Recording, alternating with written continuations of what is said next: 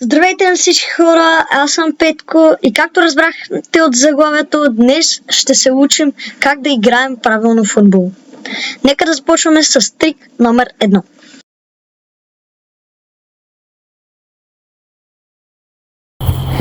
Ако искате да ритате съвсем точно и хем да е вдигната леко топката, хем да не е много високо, хем и да не е просто по земя, трябва да ритнете ето по този начин.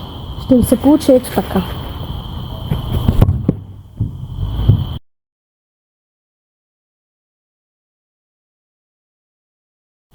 Ако искате топката ви да се вдигне по-високо, трябва да ритнете ето така отдолу.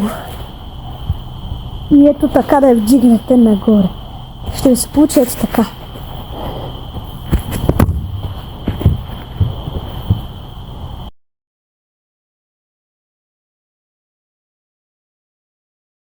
Ако искате просто топката да ви върви по земя, трябва да ритнете ето по този начин.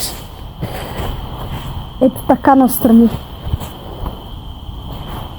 Ще ви се получи ето така.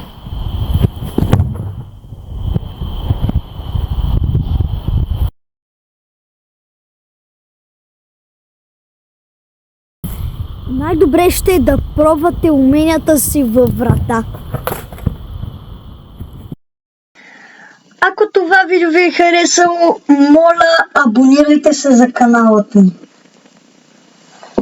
Можете да го направите от ето този бутон тук. Довиждане и до нови срещи!